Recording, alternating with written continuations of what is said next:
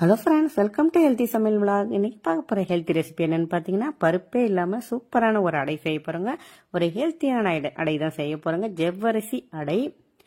இது பார்த்தீங்கன்னா கார்னரில் நல்ல க்ரன்ச்சியாக இருக்கும், நடுவில் பார்த்தீங்கன்னா நல்ல மிருதுவாக இருக்குங்க. அது கூடவே இந்த சட்னியும் எப்படி அரைக்கிறதுன்னு பார்க்க போகிறோங்க. இப்போது ஒரு கப் ஜவ்வரிசி எடுத்துக்கோங்க. இது ஒரு 4 பேருக்கு போதுமானதுங்க. இதில் கொஞ்சம் தண்ணி சேர்த்து நல்லா அலசிக்கோங்க. ஒரு 2 ட்ரிப் அலசிட்டு புது தண்ணி ஊற்றி ஒரு 3 மணி நேரம் தட்டு போட்டு மூடி வைக்கலாம். அப்படியே ஊறட்டுங்க, நல்லா ஊறணும்.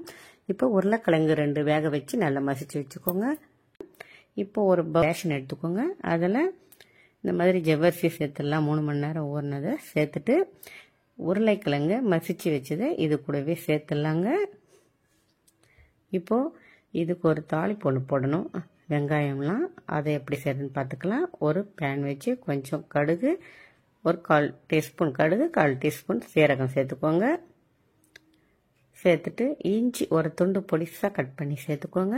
பச்சை மிளகா ஒரு 3 பொடிசாக கட் பண்ணி அதையும் சேர்த்துக்கோங்க. கொஞ்சம் கருவேப்பிலை சின்ன சின்னதாக கிள்ளி போட்டு அதையும் நல்லா வதக்கி விட்டுக்கோங்க. நல்லா வதக்கி விட்டுட்டு வெங்காயம் பொடிசாக கட் பண்ண வெங்காயம் 1, பெரிய வெங்காயம் 1 சேர்த்து இதையும் நல்லா வதக்கி விட்டுக்கலாங்க. ரொம்ப ஈஸியாகவும் செஞ்சிடலாம், ரொம்ப நல்லா இருக்குங்க. குழந்தைங்கள்லாம் நல்லா விரும்பி சாப்பிடுவாங்க. குழந்தைங்கள்லேருந்து பெரியவங்க வரைக்கும் விரும்பி சாப்பிடுவாங்க. இப்போது இது கூடவே சேர்த்துடலாங்க. அதையும் சேர்த்துட்டு மஞ்சள் தூள் ஒரு 1/4 டீஸ்பூன் சேர்த்துக்கோங்க. இந்து உப்பு அது ஒரு 1/2 டீஸ்பூன் சேர்த்துக்கோங்க. அரிசி மாவும் இதோட பைண்டிங்காக ஒரு 2 டீஸ்பூன் சேர்த்தா போதுங்க. நல்லா ஒட்டி வரணும் அடை மாதிரி, அதுக்காக கொஞ்சமாக சேர்க்குறோம். சேர்த்துட்டு இது எல்லாத்தையும் நல்லா மிக்ஸ் பண்ணிக்கலாங்க. அந்த ஜவ்வரிசி, உருளைக்கிழங்கு, அந்த வெங்காயம், பச்சை மிளகாய் எல்லாத்தையும் ஒன்று சேர்த்து நல்லா மிக்ஸ் பண்ணி விட்டு இந்த அளவுக்கு வச்சுருங்க.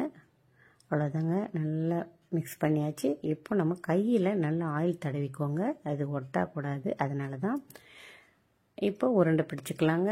இதே மாதிரி எல்லாத்தையும் நீங்கள் உருண்டை பிடிச்சி வச்சு இப்போ ஒரு வாழை இலை இல்லைன்னா ஒரு பிளாஸ்டிக் ஷீட் எதுவாக இருந்தாலும் பரவாயில்லைங்க. இந்த மாதிரி உருண்டை எடுத்து அந்த இலையில் கொஞ்சம் ஆயில் தடவிட்டு நல்லா அடை மாதிரி தட்டிக்கலாங்க. கொஞ்சம் திக்னஸாக இருக்கட்டும்,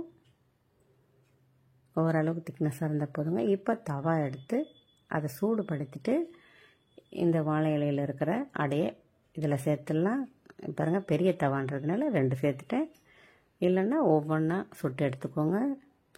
ஆயில் கொஞ்சம் ஊற்றிக்கலாங்க லைட்டாக. வச்சுட்டு இது ஒரு 5 மினிட்ஸ் அப்படியே வேகட்டும். இப்போ திருப்பிக்கலாங்க. பாருங்கள், நல்ல கலராக வந்துடுச்சு பாருங்கள். இந்த மாதிரி வரணும் கலர்ஃபுல்லாக. இன்னொன்னே திருப்பிக்கலாம். கொஞ்சம் வேகலைன்னா கூட நம்ம திருப்பும் போது கஷ்டமாக இருக்கும், அதனால் கொஞ்சம் நல்லா வேகட்டும். மறுபடியும் இன்னொரு முறை திருப்பி போட்டுக்கலாம். பாருங்கள், நல்லா வந்துடுச்சுங்க. அடை சூப்பராக ரெடி ஆயிடுச்சு பாருங்கள். ரொம்ப சுவையாக இருக்குங்க. இதுக்கு கார சட்னி அவ்வளவு நல்லாயிருக்கும். இந்த கார சட்னி எப்படி செய்கிறதுன்றதையும் இந்த வீடியோலையும் உங்களுக்கு காட்டுறேன் எப்படின்னு. இப்போது அந்த அடையை எடுத்து பாருங்கள், எவ்வளோ மிருதுவாக இருக்குது பாருங்கள். கார்னரில் பார்த்தீங்கன்னா கிரன்ச்சியாக இருக்குங்க, சென்டராக பார்த்தீங்கன்னா நல்லா மிருதுவாக இருக்கும். யார் வேணாலும் சாப்பிட்லாங்க, சின்னவங்கலேருந்து பெரியவங்க வரைக்கும் விரும்பி சாப்பிடுவாங்க. இப்போ சட்னி எப்படி செய்கிறதுன்னு பார்க்கலாங்க. ஒரு பேன் வச்சுக்கோங்க. அதில் கொஞ்சம் ஆயில் விட்டு காஷ்மீரி மிளகாய் ஒரு 5 இல்லைன்னா 6 சேர்த்துக்கோங்க. வெங்காயம் ஓரளவுக்கு சைஸ் கட் பண்ணதை ஒரு 3 பெரிய வெங்காயம் சேர்த்து நல்லா வதக்கி விட்டுக்கோங்க. அது கூடவே தக்காளி ஒரு 2 பெரிய தக்காளி ஓரளவுக்கு சைஸ் கட் பண்ணி அதையும் நல்லா வதக்கி விட்டுக்கோங்க. கொஞ்சம் கொத்தமல்லி நிறைய சேர்த்தா கூட ரொம்பவே நல்லா இருக்குங்க. கொத்தமல்லி சேர்க்குறதுல ஒரு கைப்பிடி அளவுக்கு கூட சேர்த்துக்கோங்க. சேர்த்துட்டு இதை நல்லா மிக்ஸ் பண்ணி விடுங்க. நல்லா வதங்கட்டும் எல்லாம் ஒன்று சேர. ரொம்ப ஈஸிங்க இந்த சட்னியும். ஆனால் இந்த சட்னிக்கு அவ்வளவு நல்லாயிருக்கும் அந்த அடை. அவ்வளோதாங்க. அதை ஆற விட்டு நம்ம மிக்ஸி ஜாரில் சேர்த்துடலாம். இப்போ இதை கொஞ்சம் உப்பு சேர்த்துட்டு அரைச்சின்னு வந்துடலாங்க. பாருங்கள் எவ்வளோ ஈஸியாக செஞ்சு வச்சு பாருங்கள். இந்த சட்னி இட்லி தோசை கூட அவ்வளோ நல்லாயிருக்கும் அந்த சட்னி. அவ்வளோதாங்க, சட்னியும் ரெடி ஆயிடுச்சு, அடையும் ரெடி ஆயிடுச்சு. நீங்கள் இதே மெத்தடில் ரெண்டுத்தையும் செஞ்சு பார்த்துட்டு என்ஜாய்